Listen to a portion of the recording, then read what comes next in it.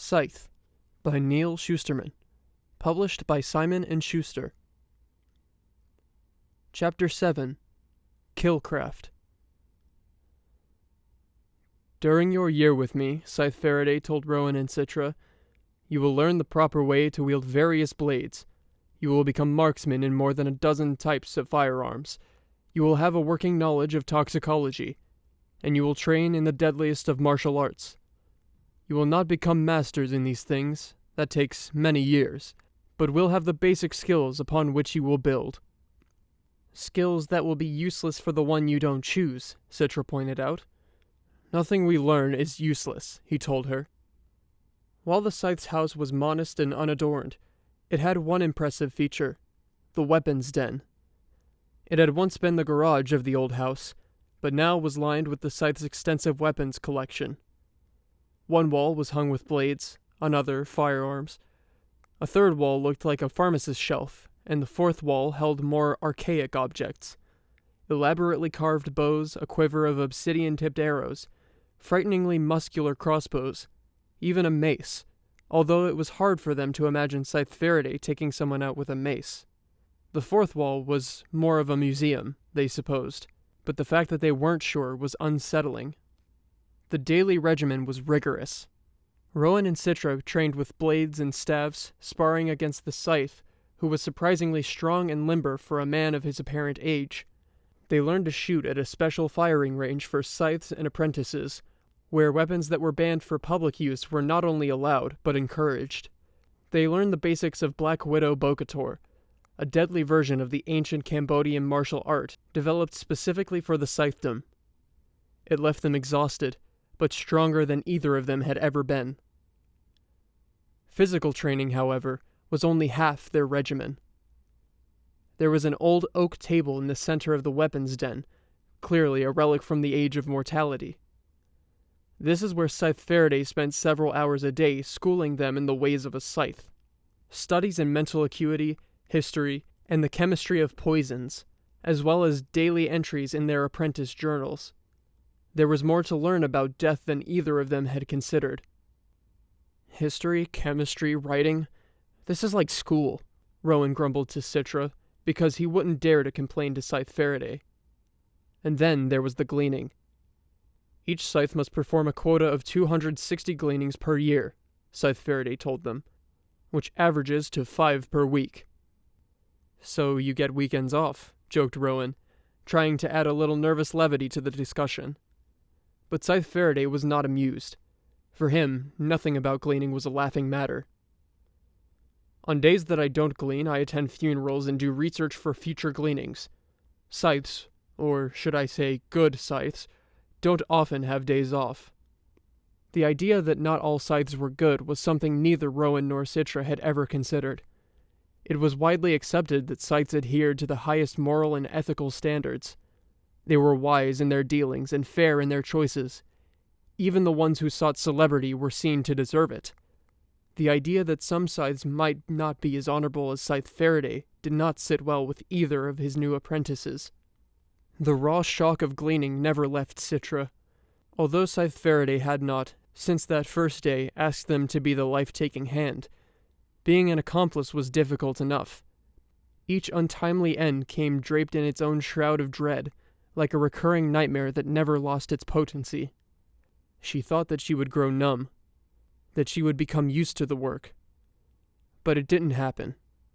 It means I chose wisely, Scythe Faraday told her. If you do not cry yourself to sleep on a regular basis, you are not compassionate enough to be a scythe. She doubted Rowan cried himself to sleep. He was the type of kid who kept his emotions very much to himself.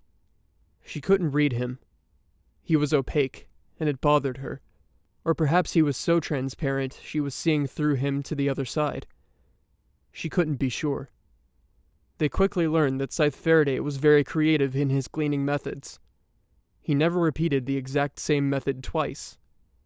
But aren't there scythes who are ritualistic in their work? Citra asked him, performing gleaning exactly the same. Yes, but we must each find our own way, he told her. Our own code of conduct. I prefer to see each person I glean as an individual deserving of an end that is unique. He outlined for them 7 basic methods of Killcraft. Most common are the 3 Bs: blade, bullet, and blunt force. The next 3 are asphyxiation, poison, and catastrophic induction, such as electrocution or fire, although I find fire a horrific way to glean and would never use it. The final method is a weaponless force, which is why we train you in Bokator. To be a Scythe, he explained, meant that one had to be very well versed in all methods. Citra realized that being well versed meant she would have to participate in various types of gleaning. Would he have her pull the trigger, thrust the knife, swing the club? She wanted to believe she wasn't capable of it. She desperately wanted to believe she wasn't Scythe material. It was the first time in her life she aspired to fail. Rowan's feelings on the matter were mixed. He found that Scythe Faraday's moral imperative and ethical high ground infused Rowan with purpose, but only in the Scythe's presence. When left to his own thoughts, Rowan doubted everything. Burned into his mind was the look on that woman's face as she fearfully yet obediently opened her mouth to be poisoned. The look on her face the moment before she bit down. I am an accomplice to the world's oldest crime, he told himself, in the loneliest moments, and it will only get worse. While the journals of Scythes were public record, an apprentice still had the luxury of privacy. Scythe Faraday gave Rowan and Citra pale, leather-bound volumes of rough-edged parchment. To Rowan it looked like a relic from the Dark Ages. He wouldn't have been surprised if Faraday had given a feather quill to go with it. Mercifully, however, they were allowed to use normal writing utensils. A Scythe's journal is traditionally made of lambskin, parchment, and kid leather. I assume you mean kid as in goat, Rowan said, and not kid as in kid. That finally made the Scythe laugh. Citra seemed to be annoyed that he had made Faraday laugh, as if it put him a point ahead of her. Rowan knew that as much as she hated the idea of being a Scythe, she would jockey for position over him because that's how she was hardwired. Competition was in her very nature. She couldn't help herself. Rowan was much better at picking his battles. He could compete when necessary, but rarely got caught up in petty one-upsmanship. He wondered if that would give him an advantage over Citra. He wondered if he wanted one. Being a Scythe would not have been his life choice. He had not made any life choices yet, so he had no real clue what he would do with his eternal future. But now that he was being mentored by a Scythe, he began to feel he might have the mettle to be one. If Scythe Faraday had selected him as morally capable of the job, perhaps he was. As for the journal, Rowan hated it. In a large family where no one particularly cared to hear his thoughts on anything, he had become accustomed to keeping his thoughts to himself. I don't see what the big deal is, Citra said, as they worked in their journals after dinner one evening. No one will ever read it but you. So why write it? Rowan snapped back. Citra sighed as if talking to a child. It's to prepare you for writing an official Scythe's journal. Whichever one of us gets the ring will be legally obligated by Commandment 6 to keep a journal every day of our lives. Which I'm sure no one will read, added Rowan. But people could read it. The Scythe archive is open to everyone. Yeah, Rowan said, like the Thunderhead.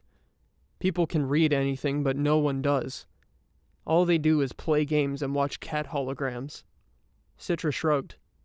All the more reason not to worry about writing one. If it's lost among a gazillion pages, you can write your grocery list and what you ate for breakfast. No one will care. But Rowan cared.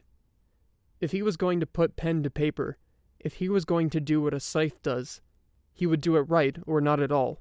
And so far, as he looked at his painfully blank page, he was leaning toward not at all. He watched Citra as she wrote, completely absorbed in her journal. From where he sat, he couldn't read what she had written, but he could tell it was in fine penmanship. It figures she would take penmanship in school. It was one of those classes people took just to be superior, like Latin. He supposed he'd have to learn to write in cursive if he became a Scythe, but right now he'd be stuck with inelegant, sloppy printing. He wondered, had Citra and he been in the same school, would they have gotten along? They probably wouldn't have even known each other. She was the type of girl who participates, and Rowan was the kind of kid who avoids. Their circles were about as far from intersecting as Jupiter and Mars in the night sky. Now, however, they had been pulled into convergence. They were not exactly friends, They were never given the opportunity to develop a friendship before being thrust into apprenticeship together. They were partners. They were adversaries. And Rowan found it increasingly hard to parse his feelings about her. All he knew was that he liked watching her write. Scythe Faraday was strict on his no-family policy. It is ill-advised for you to have contact with your family during your apprenticeship. It was difficult for Citra. She missed her parents, but more than that, she missed her brother, Ben, which surprised her, because at home she never had much patience for him. Rowan seemed to have no problem with being separated from his family. They'd much rather have their immunity than have me around anyway, he told Citra. Boo-hoo, Citra said. Am I supposed to feel sorry for you? Not at all. Envious, maybe. It makes it easier for me to leave it all behind. Scythe Faraday did bend his own rule once, however. About a month in, he allowed Citra to attend her aunt's wedding. While everyone else was dressed in gowns and tuxedos, Scythe Faraday did not allow Citra to dress up, lest you feel yourself a part of that world. It worked. Wearing simple street clothes amid the pageantry made her feel even more the outsider. And the apprentice armband made it worse. Perhaps this was the reason Faraday allowed her to attend.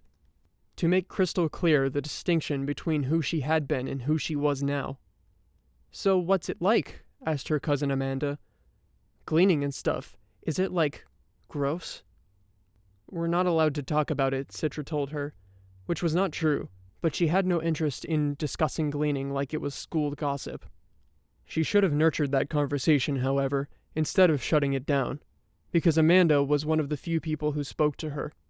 There were plenty of sideways glances and people talking about her when they thought she wasn't watching, but most everyone avoided her like she carried a mortal age disease.